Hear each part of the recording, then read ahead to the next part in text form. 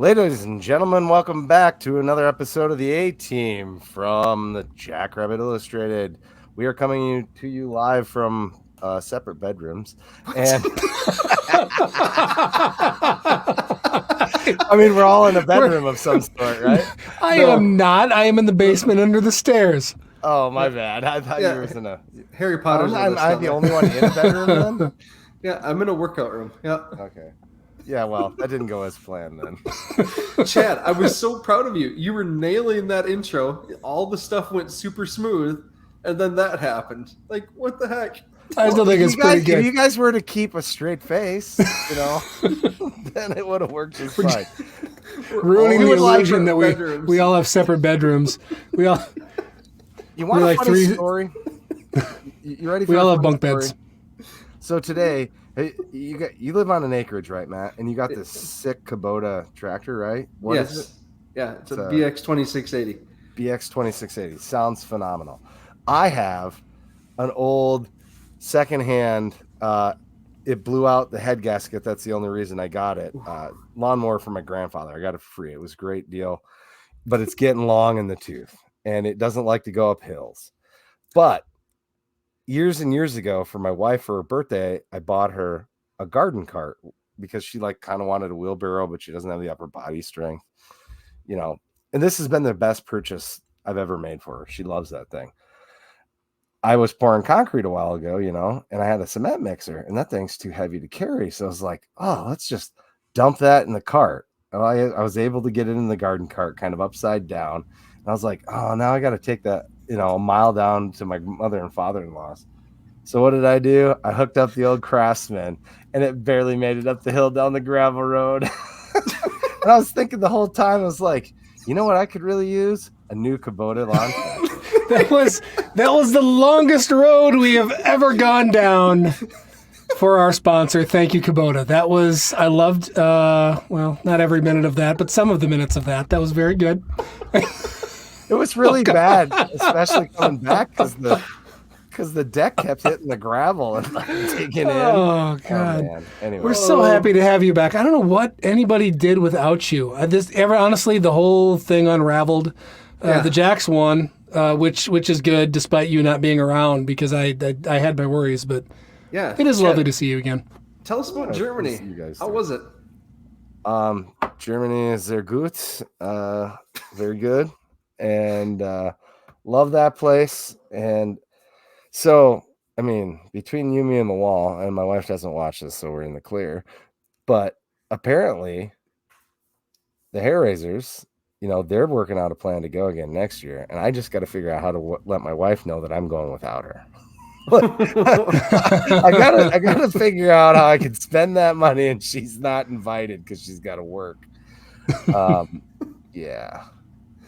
But yeah, it was a blast, man. We went to not only Germany but also the Czech Republic, where everything is cheap. And oh my God, I want to go to the Czech Republic so bad, dude. That place is awesome. The beer is literally cheaper than water.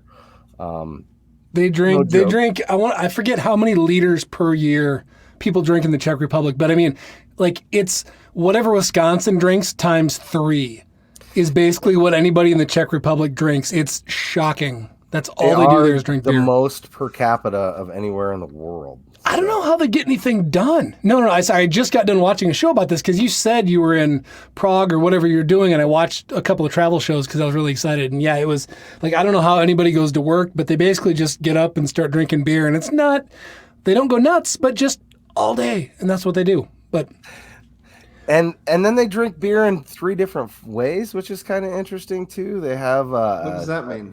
They have 3 different pours of the same beer. So I don't have a real handy cup that I can use, but imagine a beer glass in my hand.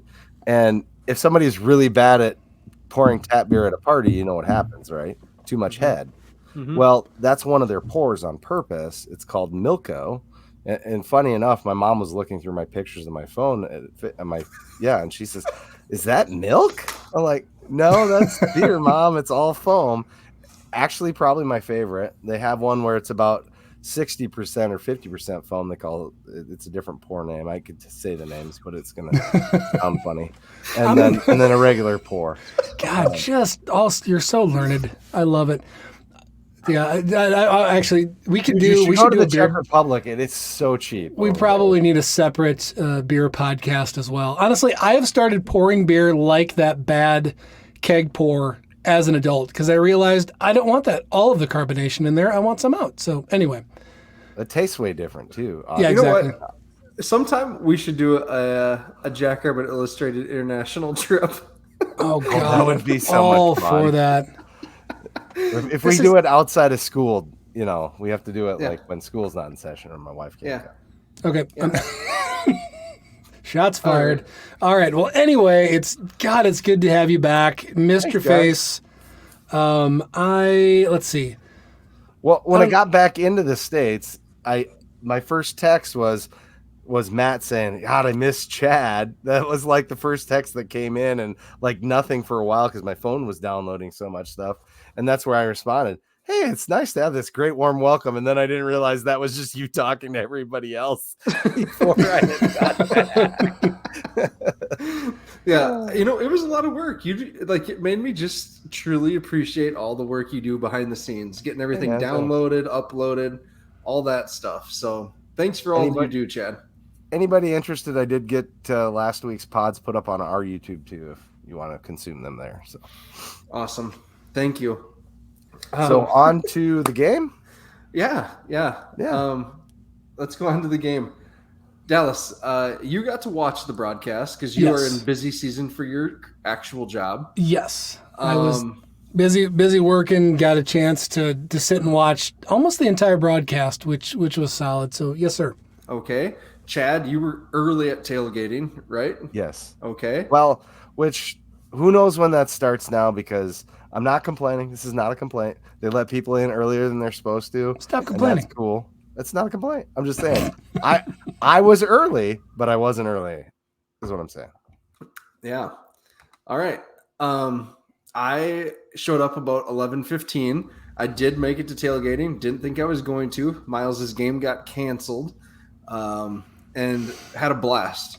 I wrote this in Rants and Raves, but man, tailgating has gotten so good. Like everything's like fallen into place. Like UPD is doing a good job doing what they need to do, just general crowd control, but they're not being invasive or anything. People are showing up. They're walking around, being welcoming. I said hi to a dozen UND fans as they were walking by. Just invited them in for some. We had nachos at our spot, so I don't know. It was a great thing. Hold on, you bring up a good point. We spent a good chunk of a few years ragging on UPD with how they handled tailgate, and we haven't called out that that's not the case right now. So thank you for calling that out, Matt. I mean, good job. It can't turn into chaos, but people need to have fun and get excited to go watch, and I feel like that's what's happening this year. Yep. Yeah, in fact, I wrote that in my notes as a positive to contradict some of the negatives I might have later. I had an officer come over. I had opened a beer bottle, which you're not supposed to have bottles, we all know. Yep. And I had it sitting there because I went to go pick something up. I came back over, and Ryan Jensen's dad was looking at the beer because it was an Eyinger, a German beer. And as I'm walking back, a police officer. And I was like, it's mine. He has nothing to do with it. I'm going to pour it into a glass. He's like, cool, man. Just make sure it gets in the right spot. And that was the end of it. So kudos. It's something that we ranted on that's been fixed. It is. We got some work to do still. So if there's hold on, just to close the circle there, and I'm serious because I think occasionally we get picked on for being negative when we don't need to be. But if anybody is connected to the UPD, please pass that along. Good job. You're doing what you should do. Thank you. Agreed. So getting into the game, I always like to go in early, see warm-ups. Had no issues. Ticket lines for me were fast, efficient, but the issue when we got in was concessions, right? And it continued to be an issue throughout the game, it sounds like. My tradition, I go to concessions right away, get about 4 bottles of water, a popcorn, and a cotton candy for my kids. And that took probably 20, 25 minutes pre-game. During the game, it was awful. And part of the reason is on the east side, the far north stand, the concession stand, was completely closed, shutters You're down kidding. and everything No, it's No. inexcusable too. for a sellout game. So if we have over 70% of our guys. crowd coming, it's 70% sellout. We know in advance. We sell the tickets. There should be fines. There should be people fired. I don't care what. It's inexcusable because these are the people that you're trying to get as season ticket holders. They need to have a great experience, and not being able to get a drink of water because we don't have water fountains in the place is not a good experience. And I'll quit my rant. And Kurt, this is something we've talked about before, right? The workers that are working, at least on the east side, are international students. They do a great job. This isn't a knock on the workers themselves or anything like that. They do the best they can with the technology that we have and the setup that we have. It's just there's not enough workers. And, how quickly do you think you could make your money back if you brought busload of potential workers from Sioux Falls, paid them $20 an hour from pickup to drop off? You'd make that money back pretty quickly in sales, because I dropped $21, $20, $23, something like that, pretty quickly there. And so did the people around me. So I don't know. It's something that needs to be fixed. Yeah. It's inexcusable. At the end of the day, we've talked about it. Do better. You've got it. We have a national championship team. Everybody else has to follow suit. And I'm sorry, that might be harsh. Just do your job. Do it. It's, as a business person, I live in a town of 50,000 people. We hire 2,000 temporary employees. I'm sorry, you can find 15 more. I guarantee it. If you got questions, email me and I'll help you sort it out. I bet we can probably figure out a solution. Anyway, on to the game. Yeah. Hey, we're not even 15 in, so we're doing okay. The comments are great. This is great. Ron Lowney says, "Is Chad the male version of Karen?" No. Oh gosh. Darren, beer line went quick. Oh, that's good. That's awesome. Nice. All right, now let's celebrate the positives. Positive there. Yep, that's good. Scott Rust, it should be all hands on deck for Sodexo for sellout crowds. If the lines are not moving, the precaps will suffer. Precaps. I don't know what that means, Scott. Something to do with profits, probably. Oh, profits, yeah. Yeah. Profits, probably. Yeah. Yeah. I mean, people that have children buy water, and I drink water too. Oh gosh, this is great. Oh, shut up, Ben. All right. So, was there a football game? I forget. We've digressed very early. So Dallas, you may have noticed this on the broadcast, but we kicked the shit out of them. Oh, man. On the line of scrimmage, beat the shit out of them. That was the 605 Hogs. Absolute beatdown. And I mean, just the observation watching it, you talk about those first two drives, they were perfect. Yep. The first two offensive drives were perfect. And I don't know what criticism anybody could have of that. And that is always that's the offensive line. That is the Hogs inflicting their will.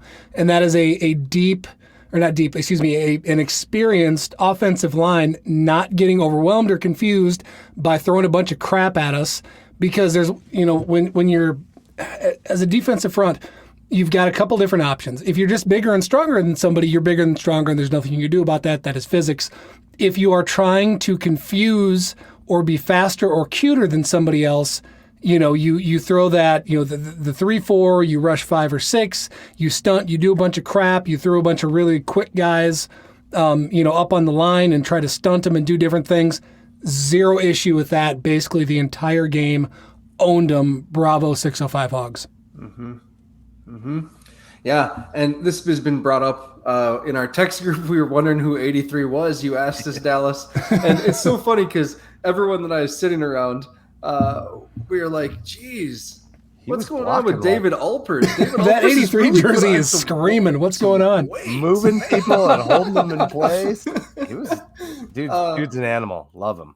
Yeah, and you have to wonder, right? Is this what they had planned with Bo Donald before his injury stuff reared up again? So, yeah, probably. Yeah. They had no answer for Quentin. Quentin's a great kid. So, something interesting, folks, about Quentin. As today I was writing rants and raves, I was trying to figure out a way to remember how to spell his name because I have a feeling we're going to be saying it a lot. Quentin is an E. Christensen is an E. So it's all E's in there. So super simple. They're all the same there. So I love getting another offensive lineman on the field because that's something that just over and over again in past years, we've got concerns about depth and just, oh man, what happens if one person goes down or whatever? Put another one on the field. You know, you got guys and you have, again, just the ridiculous skill and abilities that we've got out of some of those big guys. That was fun to watch. And again, just completely, I don't know, owned them from start to finish. Mm-hmm. What I really liked about this game is how much did we nail them what to watch? Because you go back and look, we said what? Contain Tommy, get some sack, don't let any sacks on O, time of possession, the crowd, start fast, and then at the bottom you'd put what we talked about on the B team. I think Brendan or Ben brought it up that they score all their points in the third quarter. How many points did they score in the third quarter? Does anybody know? The answer is 0. Anyway, I assumed you knew that. I was going to quickly look it up, and then I'm like, nope, Chad knows. So all these things that we pointed out, we did excellently. And the funny thing is there's still, we leave that game feeling like there's so much room for improvement still, even as is. So I like to see where this team's going. It is. You talk about containing Schuster, and that, we talked, there's a lot of discussion about not having any sacks in the first 3 games.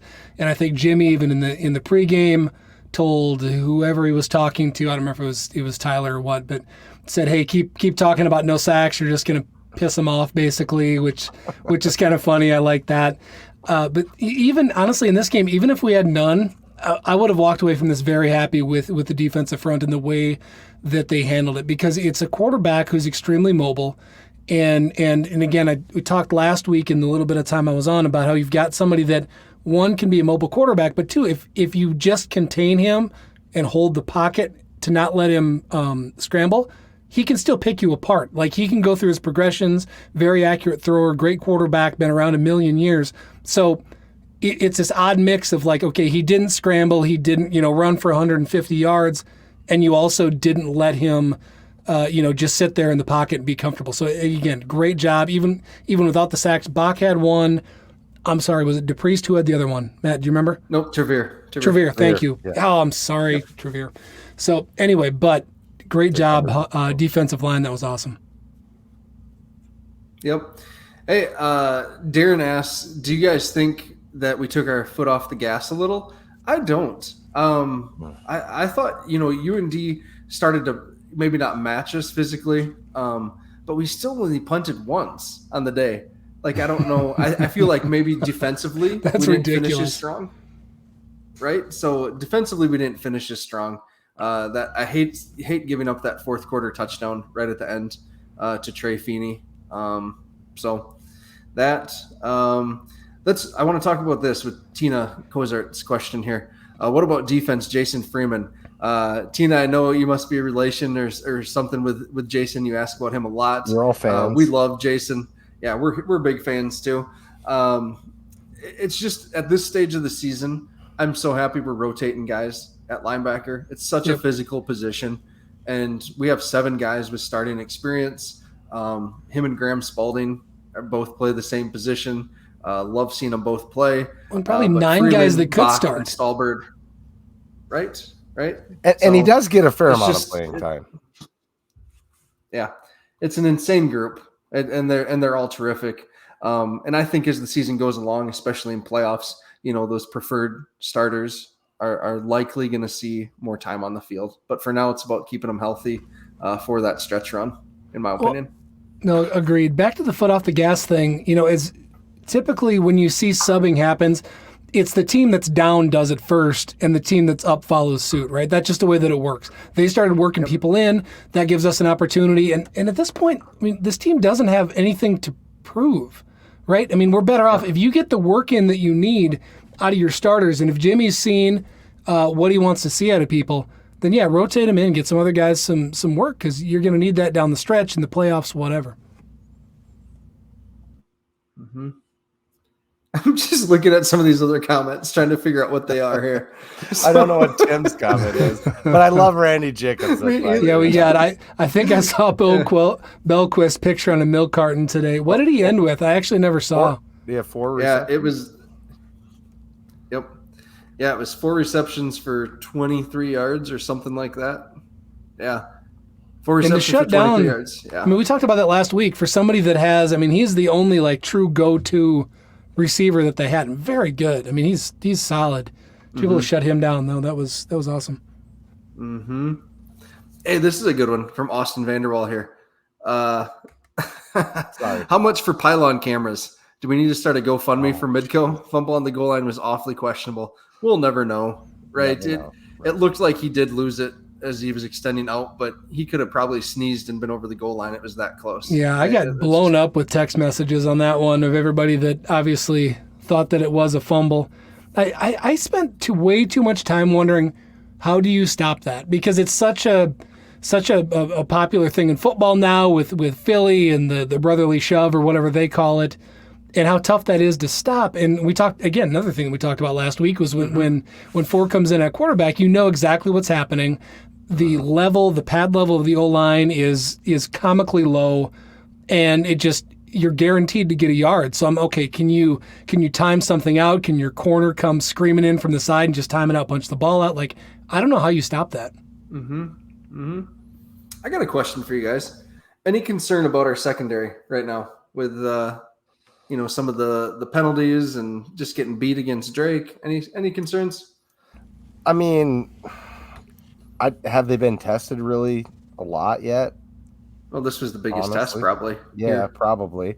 And Dyshon, he got that penalty, but he made the right call on that by grabbing that guy's jersey. He literally fell. He tripped on his own feet or whatever. He grabbed that guy's jersey. We had 6 penalties, and a couple of them were on purpose. So I don't know.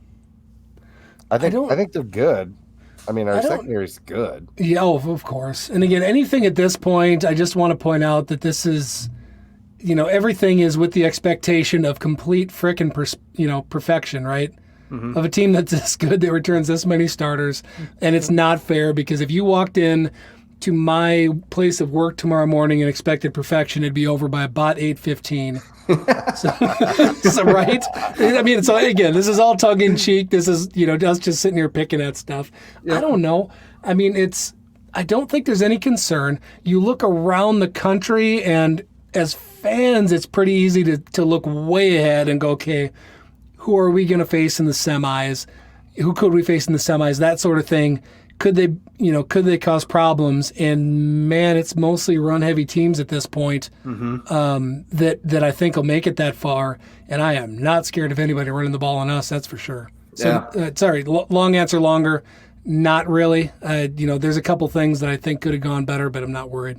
Yeah. Darren and Tina are bringing up the hit Dyshon had on Elidor to close out that first half there. And, that's just a good clean hit. It was a good hit. And honestly, it's one of those play stupid games, get stupid prizes. Like UND should have just kneeled it out. Like, what were they doing? Like, they got the ball at the 20-yard line with 30 seconds left. Come on. Like, you had just gotten your butt whooped that whole half. And stuff like that's going to happen when you play stupid games like that. So I feel bad for Elidor, but it was a good hit by Dyshon. So speaking of getting your butt whooped, we sit over right where the opposing team comes out, and at half they all look like they were beat, like they didn't want to be there anymore. You can tell it on somebody's face when they're a bit demoralized. They really did look like that. So yeah, we made a statement in that first half for sure. Yeah. All right. Anything else in terms of big things from the game? Didn't we have a receiver set the most number of completions, or the most number of completions in a row record over some other guy named Josh something or another during this game? Did we? It wasn't most. I can't remember somebody what the passed record Davis. was. No, we should know this. Man. Improvement, we did not improve us. You were gone. I blame you. No, he did. So you're always the one that my brought the fault. thing up that you didn't even know the answer to. But it's yes. So yeah, Josh Davis got passed. Josh who? Dallas's friend Josh Davis and former friend of the pod. I texted him after his big win. That was a good job. Up in the shopping mall, and he said thank you. I got a reply back. Said good job. Hey, good. One other thing. What was it? Oh, just Isaiah, right? Isaiah just had a heck of a game. The stiff arm obviously planting the cornerback into the ground, and that video is awesome. That was right? filthy. Was it Alex, right, that commented that I missed it when I watched the replays the first few times, but Isaiah just shaking his head. Yeah, he just How shakes his head. Like he filthy had is time to slow down, and like he was aware of what was happening in the middle of the play. Yep. And shook his head after he just snatched his soul. Yeah. It's kind of like Isaiah says, I haven't had a chance to beat them, and I've taken that personally. Yeah. Yep. I took that personally. Couple things, other things. Start time. I didn't love the 2 p.m. kick. No. Man, I'd rather have 6 p.m. It was way too hot in that sun. Oofta. Tucker large punt returns. Yeah, I feel bad for UND. Bad break on that inadvertent whistle on that one. And then the punter was pissed, and so he smacked the hell out of the ball and outkicked his coverage. That is the definition of outkicking your coverage. Yeah. People throw that around a lot. That is exactly what happened. Yeah, those guys had just run down the field too and made a play, all excited, and had to do it again. And then he boomed the heck out of the ball and outkicked his coverage. For you guys that were there, was the ref like 6'10", or did he just look that way on TV? Didn't look that tall in person. Didn't notice it. Oh my I think goodness! the other on ones TV, were short is why. Okay, all right. I should have sent the picture. I was going to tweet it out. No, the ref looked like he was like legitimately 6'10", probably. Huh. Yeah. Huh. All right. Game balls. So just to go over predictions here on offense, Dallas, you said Wildy. Yep. Chad, you said Hines, and I correctly predicted Isaiah.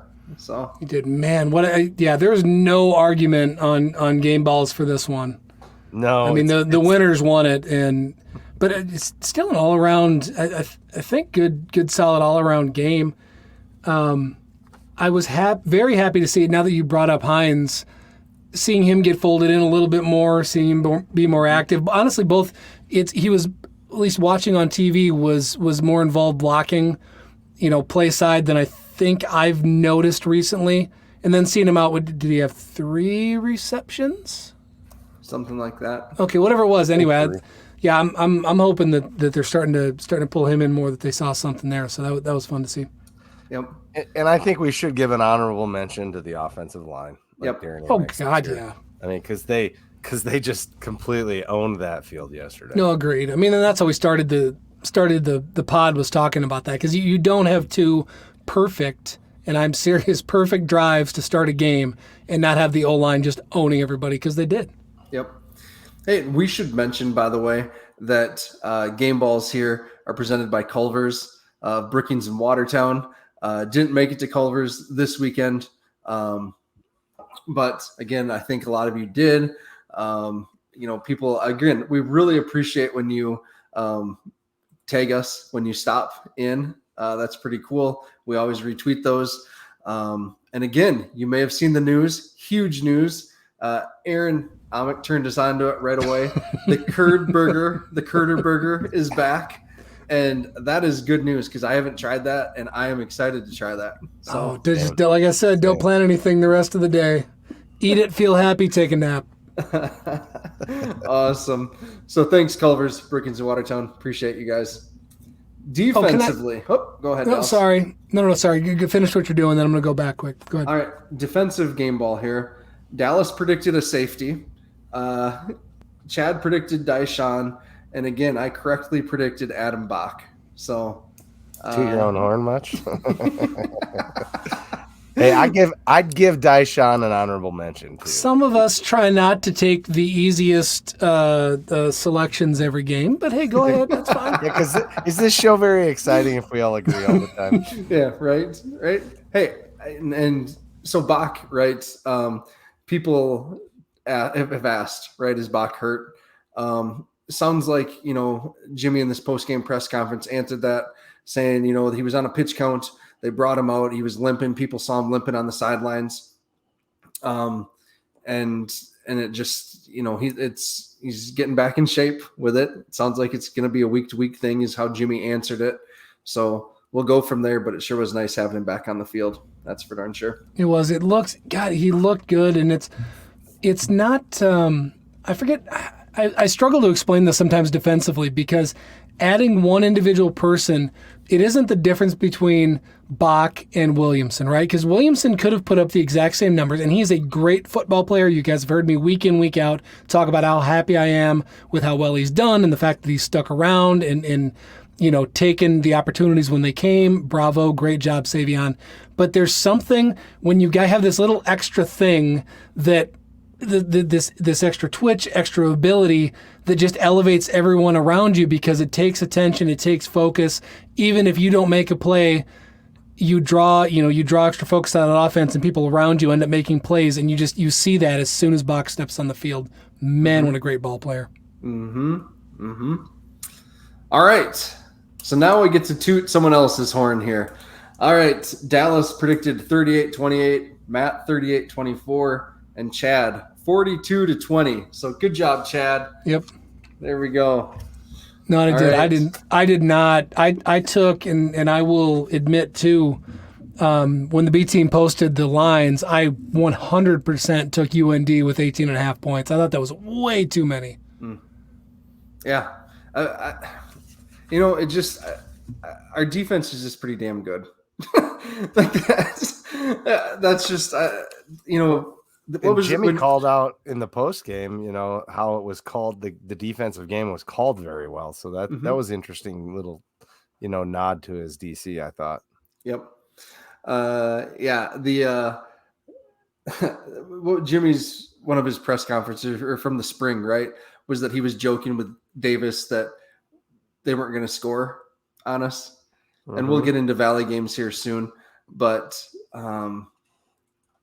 that game is going to be a slobber knocker against USD down in the Dakota Dome, and it's going to be low scoring because that USD defense is legit. We can talk about them in a little bit here. So, that's going to be fun. All right, let's go around the Valley. Oh, hold on. The thing I wanted to go back to, my one gripe that I had that I tweeted about earlier today, and this is going to go over horribly as a JFPA member. Man, let's take it easy on the white helmets for a little bit. Too much. To me, let's go back to the blue for a while. Let's keep the alternates fresh. Let's make them alternates. Let's go back to just what we do. I'm also curious. There was somebody that had a really cool tweet that went game by game. Yeah. Was it Struck? Yeah, Isaac Struck. Yeah. Yes, Isaac. If you're listening, that was fantastic. I loved your suggestions pretty much all the way down. And he suggested a black, white, black at Southern Illinois, which I never thought of.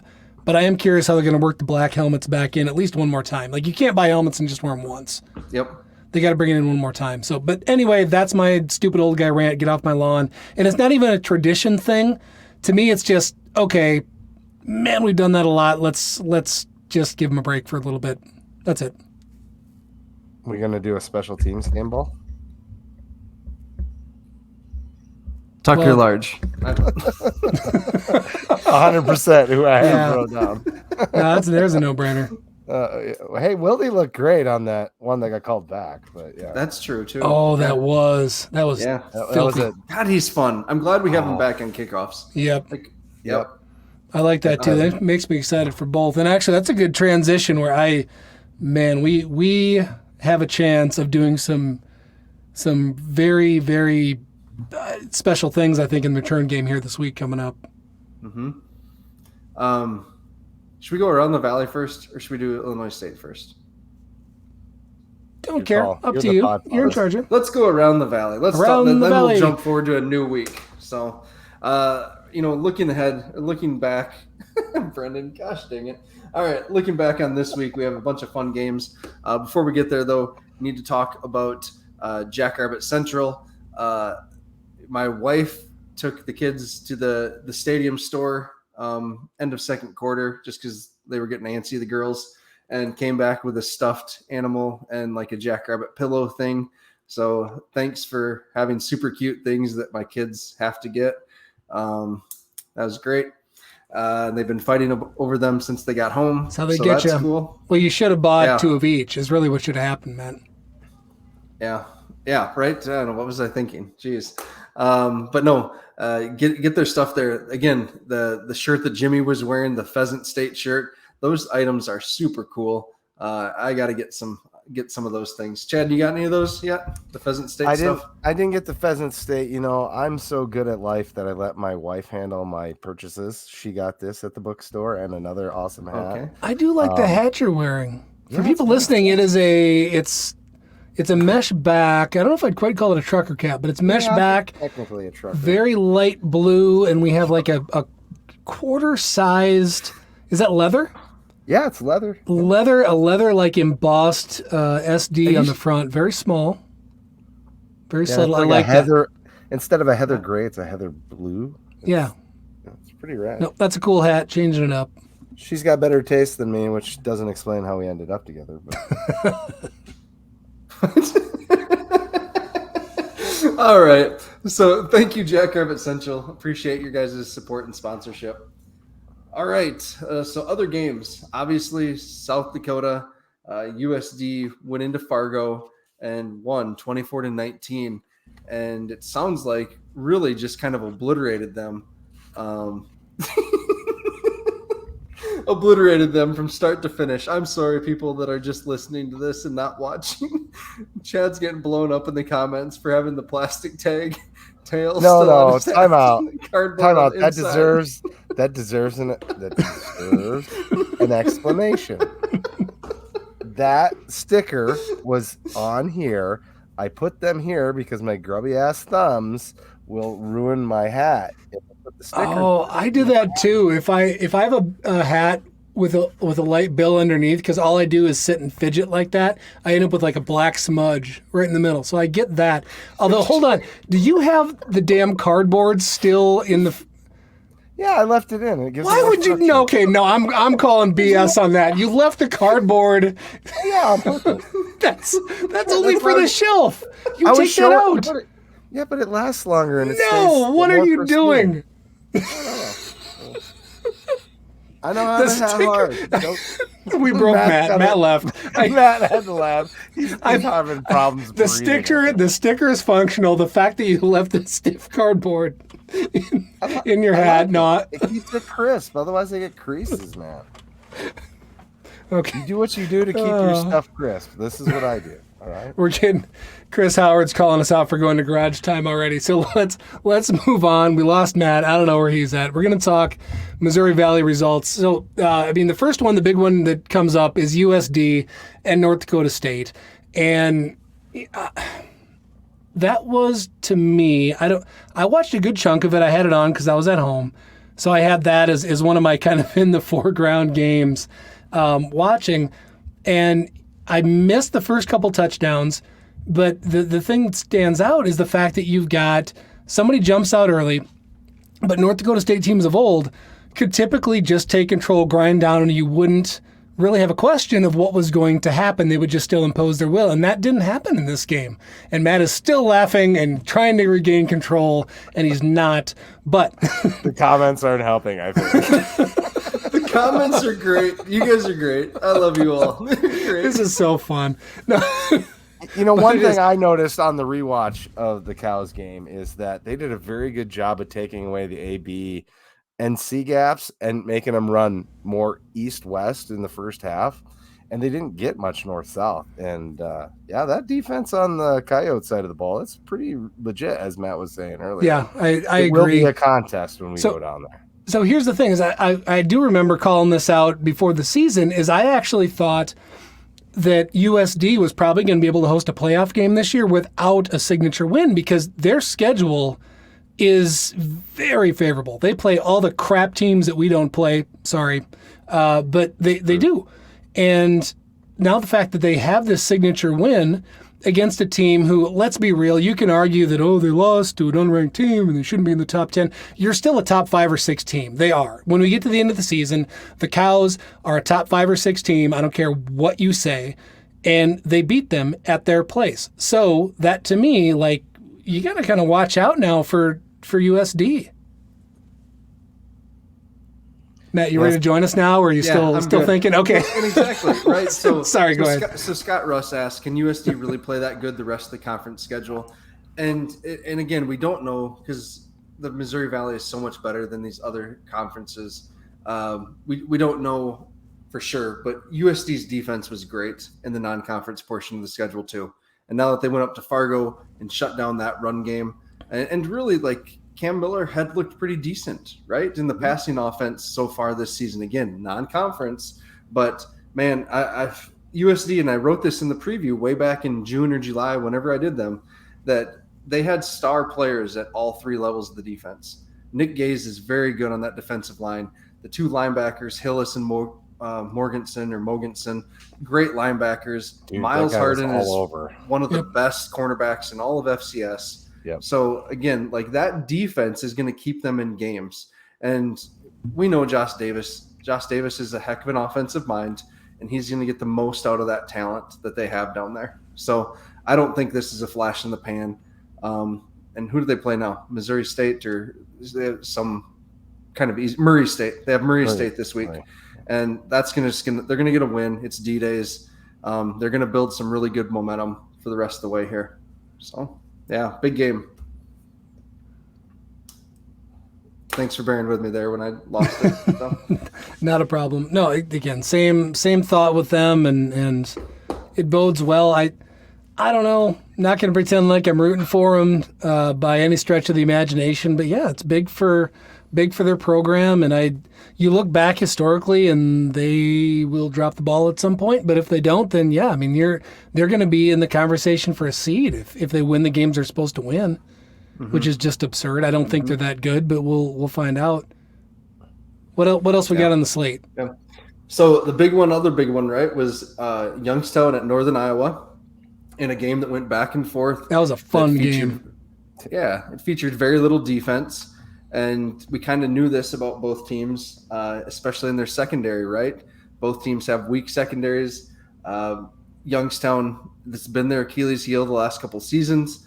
And Northern Iowa they graduated. So many good players on the back end of that defense are lost into the portal. Woo Governor's still there, but he can cover one guy. So it's just interesting to see that. What was it, 300-plus passing yards for both teams. Theo Day still got sacked 3 times through an interception. Probably not his cleanest game, but they still found a way to win. And the Unidome's a tough place to play, too. So in front of a weak crowd. That was the other game that I had on, too. And it was fun watching it go back and forth. But, yeah, it's kind of sad watching where that program's at just in terms of support, because that should have been a big game. And that is I think, a relatively football-savvy fan base, and you've got the call them upstart, comeback Youngstown State. They were very hot coming in as a team that was supposed to emerge from kind of bottom third to the conference to potentially top third. I mean, that was a big thing. And again, they UNI came back. They did what they probably should have done. But yeah, I would like to see more out of that fan base. I don't know what the deal is. And poor YSU had to go back to Youngstown, Ohio. So they lost twice that day. Oh my gosh. Oh my gosh. That's a Chad comment, not this one, but the other one. Our road schedule, is just concerning, right? Like, we thought this would be like the easier, like, we have this every year type of deal, but Illinois State, we'll get into that. It's not going to be a cakewalk. Youngstown's not going to be a cakewalk. Southern Illinois is going to be nasty. No. And then the Dakota Dome is going to be a big game. Those are 4 games that are not easy on the road in the Valley. So, yeah. Oh, hold on, real quick. Not a factor in the conference, but let's call out Murray State getting the win over Indiana State. Honestly, a relatively entertaining game in front of 13,000 fans. 13,000 people, Yeah, good for you, Murray State, with your horse that runs around the track, which is weird, but good for you. Weird, but kind of cool at the same time, right? Yeah, I like it. It was pretty weird. But it's Welcome to running the on their conference, like guys. running track. Do they actually use that for running? Like, I hope doesn't that not, but damage their track. there was a horse on the track. That's all I know. Oh, hey, we have a next level stat there from Seth Meyer. Can we pull What do you that got, up? Seth? Yeah. Fun fact: our next 6 opponents have either a bye or play Indiana State or Murray State the week before playing us. So basically a bye. That's incredible. That sucks. It's like the Valley did this on purpose. No way, Seth. I hate that. Wow. It's Like, terrible. That's a great stat, by the way. Wow. That's nuts. We're This going to will have be to talked save that about and share that for a with while, Justin. yeah. Because Justin had the PC answer last year when we talked to him. But this seems a little fishy to me. So, yeah. All right, the other game, Missouri State was at Southern Illinois, and Southern Illinois won 33-20.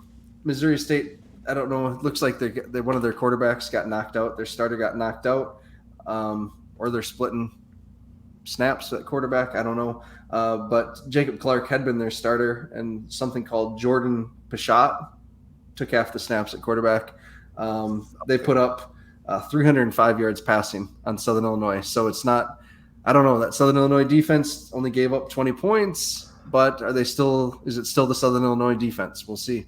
I mean, just everybody keep in mind, you got an undefeated team. They are very good. Most people have them in their top 8, if not top 5 right now.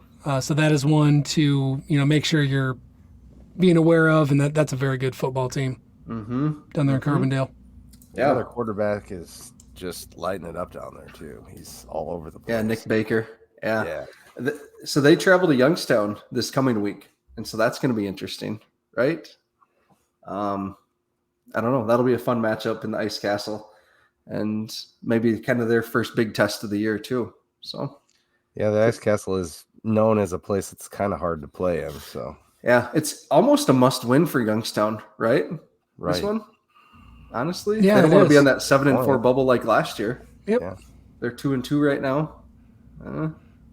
Gotta be. So here, I got a Valley question. Last year there was so much discussion about it. The Valley was top heavy and not that good, and that it was mostly Big Sky people talking about how the Big Sky was better and deeper than the Missouri Valley. Is the is the Missouri Valley top heavy again this year, or is it a deep conference? I mean, It's still like the best conference, though. Maybe the Big Sky is right there. It's 1A, 1B type of deal. But I think between those two, they're easily the best in the FCS. Like, it's I not don't even think close honestly now. this year. I didn't bring it up to talk Big Sky necessarily, but I think if you're not talking about the top 2 in the Big Sky, I actually don't think that conference is that good this year. Outside of Montana State and Idaho, Sack's right there, I think. and Sac I had thought an they were. entertaining game. I thought they were, but I don't know. I'm just curious where we're gonna end up in terms of total playoff berths. But Yeah. All right. Do we want to talk about Illinois State, or what do we want to do here, Chad? Yeah, we sure can. All right. we do, man. We're down to it's already 8:50. Yeah. A couple things on the national landscape, right? Holy Cross losing is huge. William and Mary losing is huge. That Holy Cross game, I did watch probably the second half of that, and Sluka had a bad day. And I think it shows again that if you can get him throwing the ball and in a position where he has to make a comeback, Holy Cross is very beatable. But it just kind of depends on how that defense plays for them. They're young. They have a lot of new faces on that defense compared to what came into Brookings last December. Very interesting. So It's going to be hard to win any game when you have 5 turnovers, Matt. yeah, That's a ton. yeah. The Idaho question, Montana State question we're getting in the chat or the sidebar. I still like Montana State at 2, and those two have to face each other. So we're going to get some answers there. Yeah. All right. Dallas, anything from the national landscape? Chad, anything? No, you covered everything that I wanted to. Looking forward to some of those future matchups. Yeah. All right. Illinois State. Dallas, what do you know about them? I I mean, I calling me out because I said I didn't have a chance to do as much research as I wanted. I mean, all right, so you got Illinois State. No, hold on. All right, so 3-1 team. The red 3-1 team, and I actually think we match up pretty dang well against them. But 3-1, but they've beat Dayton, Western Illinois, and Lindenwood, so we don't know much about them there. They lost to Eastern Illinois, who hasn't played a ton of tough games, but might be better than we expect. Again, probably we're talking about a team that was picked in the middle of the Missouri Valley, and probably will finish there. Brock's back. They're well coached. He's been there forever, something like 15 seasons. They have, they haven't given up much in the way of rushing. So that's going to be interesting to see how we match up if we just want to line up and sling the ball. But they've given up way more passing yards than rushing. They also like to throw the ball if they can. Anixted is a solid quarterback, but they got two good running backs too. The thing I called out earlier when I was doing a little bit of research here is they have really struggled in the return game, both themselves and also in coverage. So I think that we probably could turn the tables there in special teams. Mm-hmm. Good one. Yeah, I think we'll have a special team score this time. I had that written down in my notes. Interesting. I like that. I think we could. I mean, I did get this jotted down here. 8.8. They average 8.8 yards. Kick return 2.9 is all in the punt, giving up 17.3 in the kicking game and almost 27 in the punt return game. In the punt return. Mm-hmm. Yeah. So let's go. Tucker Large. Can't wait. Yes, sir. And then another one here that I'm trying to remember. They're really solid defensively on third down. That's where we absolutely shine. We're like 70% on third down or something. Do you guys recall the stat? It's something like that. Whatever it's absurd. We're like 70%, 65-70% on third down. So I think that's something where we can excel, and they've struggled with that a little bit, throwing the ball versus running. And then preseason, I pulled that up too. They had 7 guys, All Valley, second team or honorable mention. I haven't seen much in the way of they haven't had any big awards or anything in season. I know their kicker was Special Teams Player of the Week versus Lindenwood, but they got one solid offensive lineman, safety that was preseason all conference, as well as wide receiver Jalen Carr. Mm-hmm. Yeah, Jalen Carr's a fun little player, right? He's like 5'9", just kind of lightning in a bottle. I was going to say water bug. Yeah. That's perfect too. They have 2 good backs, like you said. That Mason Blakemore didn't play in the game previous before their bye week this week. So, yeah, they had a bye. And then Cole Mueller is a big power back. So, between those two, kind of a nice little 1-2 punch. That game that they had right before the bye, Josh Robinson got a lot of touches, and again, kind of looked really good with the ball in his hands. Smaller, scat back kind of guy. So, really interested to see on their offense. Chad and I were talking before the show, and that defense that came to Brookings last year to end the season that was so legit, had Zeke Vanderbilt, had Frankie West at corner, DeAndre Lamont at corner, Jason Luan along the defensive line, Hickox on the defensive line, that big nose guard. All those guys are gone. And you look at their 2 deep, and it's like, who are these guys? I've never heard of them. They're leading one of them's tackler. a red shirt freshman. Yeah, right. Hold on, not to drag it back to last year. Is that Zeke Vanderbilt? He's on a roster, right? I don't know. Is he on a Sunday? That was possibly the best defensive football player I've watched live, and I said that last year, and I mean it. He controlled. Miami Dolphins. He was so. What's that? Miami Dolphins. Okay, he was so good. Yeah. Man, he was good. Yeah. So good. I hope he is. Yeah. So all those guys are gone. And so I expected their defense to be kind of a sieve this year, but they've actually been pretty good. But again, it's the question, like, who have you played? Who do we know yet? It is Eastern Illinois. I mean, they had, despite losing, they had 3 turnovers, 8 sacks, and 12 TFLs. So, I mean, you got guys that can get around the field for sure. Mm-hmm.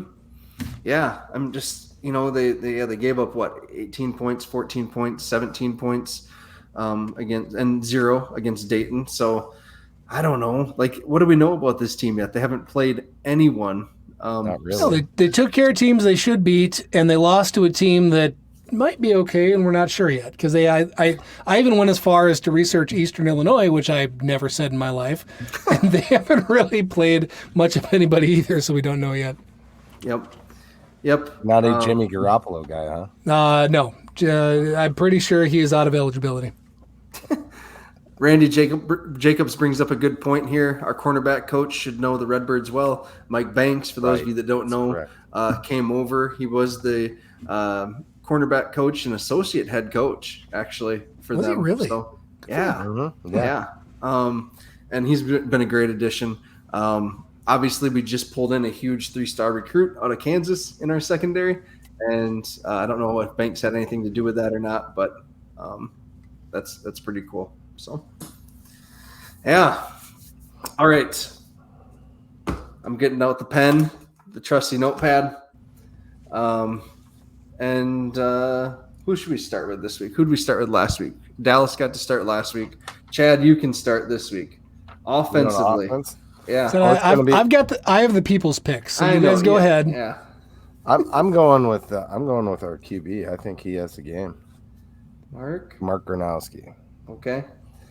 I'm going to go with Amar. I think this is an Amar game. So he was kind of shut down a little bit this week. So I'm going with Amar.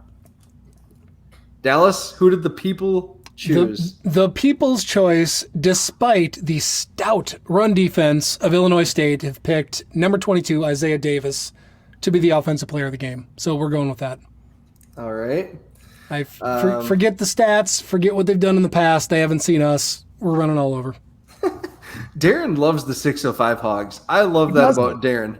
It's just like that's who Darren's going to pick every week. So thank you, Darren, for representing the 605 Hogs. And I got my old 605 Hogs shirt on today. So, all right. Corey Caraway is going with Jaden Yankee.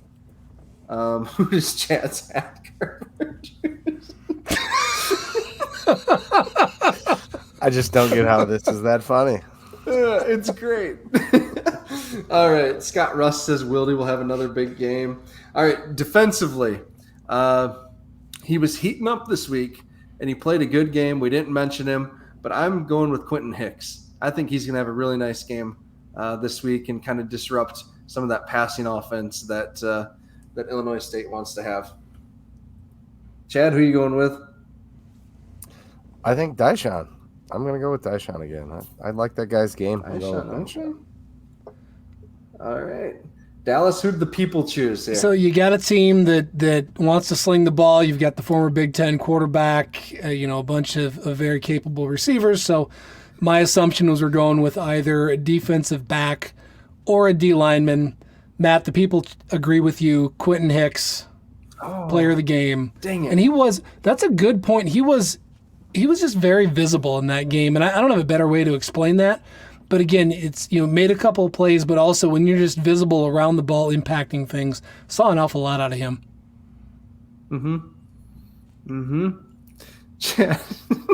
Gosh, dang it! All right, Dallas, we're gonna swing it back to you. Score wise, yeah. I'm usually pretty concerned. What, Chad? Sorry. Okay, so again, most of the people listen and don't watch. I don't know. People are making fun of Chad's hat cardboard. I don't get it. Wait, I'm the one that did it. I'm sorry. All right. So I am genuinely pretty conservative when it comes to picking scores. I really think I like how we match up against these guys. I think we could probably put this one away pretty early. I'm going to go... Oh, God. I'm going to go 42-10 Jackrabbits. I think this is a beatdown. I really do. Okay. Chad, what do you got? He dang near stole it for me. I had 42-17 in my mind. Okay. All right. I do, and I hate picking that much of a lopsided win. It just feels uncomfortable, but I have the little bit of research and watching I did. I think we can take care of this pretty quick. Yeah. Dr. Gamer, I agree with you. 38-17. That's what I'd written down. So, we're all kind of in the same ballpark here. What do we got here? All right. So it's going to be fun. This one, Jeepers, our predictions, folks, presented by Cubby's Sports Bar and Grill. Cubby's! Excited, had people, again, taking pictures that when they were there. Great spot to pregame before you come to tailgating. Great spot to watch the game if you don't have a ticket. And the road games, it's one of the best places to be with other Jackrabbit fans to watch road games if you're not going to the stadium itself. The atmosphere is incredible. People cheer. The food's great. What else can we say about Cubby's? We all love I've it. never We been to all know Normal, Illinois, but I guarantee Cubby's is better than Normal, Illinois. Not a lot good going on in Illinois these days. Yeah. Cubby's is exceptional South Dakota. So, Yes. yeah. Not Normal, Illinois. Get it, Dallas? It's a good. Yes, I get it. That was good. I thought you'd appreciate a dad joke there. I like puns. All right. Folks, thanks for tuning in and putting up with our nonsense. This has been a funny show. The interaction in the comments is great. And I have dyed my beard blue, so that's like nothing new. All right. Thank you for liking, subscribing, sharing. As always, we do appreciate that. Go follow our friends on FCS Fans Nation as well. Thanks to Rev, Dustin Helton, for being here again tonight. Watch his show, learn about the UAC. Kevin, thanks for being here. Your FCS Nation is kind of one of the best shows out there. So, like Dallas, you tweeted about that. You learned something every episode with him and Stone. Yep. And so, yeah. Thanks, everyone. Dallas, anything to add? Nope, that's Chad, it. Anything? Nope, that's it. All right. Go big, go blue. Go Jacks, buddy. Go Jacks.